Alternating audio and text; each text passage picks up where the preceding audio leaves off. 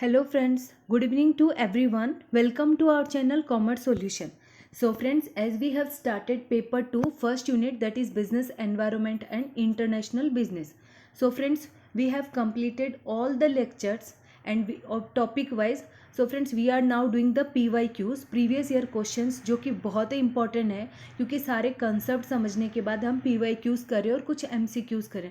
So friends, we have to start our lecture start करने से पहले please subscribe my channel, like it and share it. ज़्यादा से share कीजिए because sharing is caring.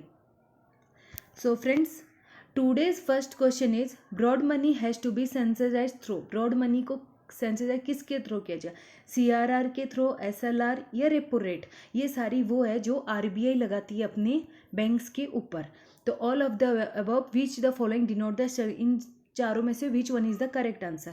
तो broad money has to be sensitize through all of the above क्योंकि इसमें सारे आते हैं CRR, SLR and repo rate. तीनों की ये वो रेट्स होती है जो एक RBI सारे बैंक्स के ऊपर लगाती हो कि जिससे वो अपने हाउ कैन वो सारे बैंक्स को कितना फंड दे सकती है, कि डिस्काउंट कर सकती है, दैट इज क्रेडिट उन्हें कितना ग्रांट कर सकती है.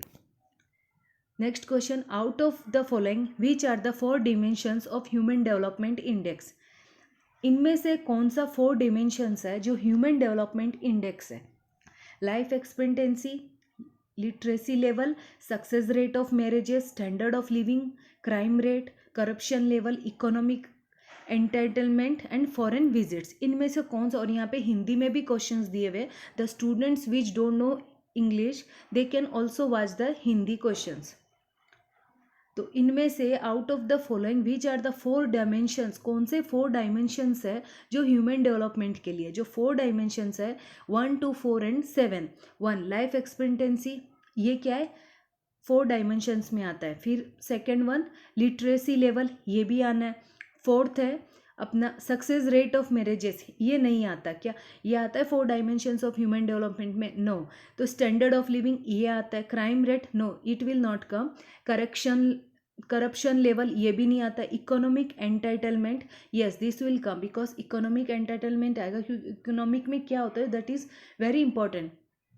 Foreign visits, no, it will also not come. So the 4 dimensions are life expectancy, literacy level and standard of living and economic entitlement. So it is the correct answer. B is the what? Correct answer. So next EPCG denotes, किसको denote करता है? EPCG का मतलब क्या आता है? Export potential and credit guarantee, no, ये तो करेक्ट रॉन्ग है. अर्निंग प्रमोशन, ये भी रॉन्ग है. Export promotion and credit guarantee या एक्सपोर्ट पोटेंशियल, नो. सही आंसर है इसका export promotion and credit guarantee. Export promotion और क्रेडिट गारंटी इसका क्या होगा? फुल फॉर्म होगा. EPCG डिनोट करता है कि ये एक्सपोर्ट प्रमोट करता है और क्रेडिट गारंट का मतलब एक्सपोर्ट को प्रमोशन करना और उन जो एक्सपोर्ट में मतलब उनको क्रेडिट देना ताकि वो अपने एक्सपोर्ट को प्रमोट करे, क्रेडिट उनको हेल्प करके by finance. After US dollar, which of the following currencies has largest weightage in determining the value of SDR? US dollar के बाद कौन सी करेंसी है जिसकी लार्जेस्ट वेटेज है? अगर SDR में स्पेशल ड्राइंग राइट, SDR मतलब स्पेशल ड्राइंग राइट, तो जापानीज येन, चाइनीज युआन या यूरो या ब्रिटिश पाउंड. सो यूरो की सबसे US डॉलर के बाद यूरो का नंबर आता है जिसका वेटेज सबसे ज़्यादा है वैल्यू ऑफ SDR में. Next question, which of the following is true about Indian trade policy export import 2015-2019 के? मतलब इंडियन ट्रेड पॉलिसी में कौन से इनमें से कौन सा ट्रू है? तो doubling the export both merchandise and service, yes ये तो ट्रू होना ही होना है.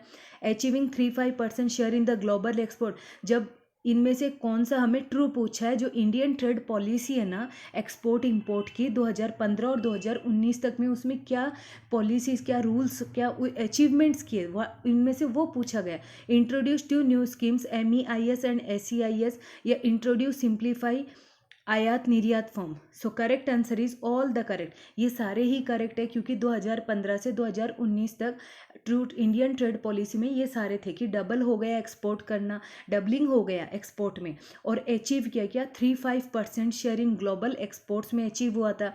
इंट्रोड्यूस हुआ, 2 स्कीम्स हुई थी, MEIS एंड SEIS, जो कि हमने लास्ट लेक्चर्स में ऑलरेडी कंप्लीट किया। और इंट्रोड्यूस हुआ किसका, आयात निर्यात फॉर्म का। तो ये सारे all of the above are what correct answer. Next, the flagship project of government of India launched for generating guaranteed employment in rural areas is known as क्या।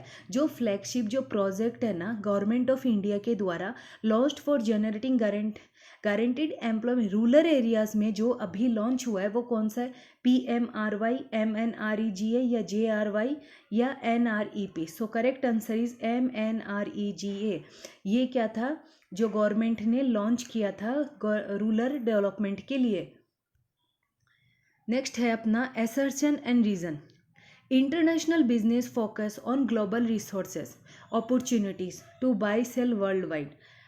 इंटरनेशनल बिजनेस क्या फोकस कर रहा है, एसर्शन हमें क्या बता रहा है कि business focus on global resources opportunities to buy sell world wide. तो रीजन क्या बोल रहा है, because the efforts of IMF, world bank and WTB liberalise their economies led to globalisation course. So both A and R true. यहाँ पे क्या होगा, both A and R true है। सो फ्रेंड्स फॉर आज हम इतना ही करेंगे। क्वेश्चंस और भी बहुत सारे हैं बट हम थोड़ा थोड़ा पढ़ेंगे ताकि ओवरडोज ना हो क्वेश्चंस का, क्योंकि इनको समझना भी बहुत इंपॉर्टेंट है और इनको एक्सप्लेन भी करना बहुत है, क्योंकि यहाँ पे सारे क्वेश्चंस में कुछ ना कुछ है, हर एक कंसेप्ट समझ में आता है।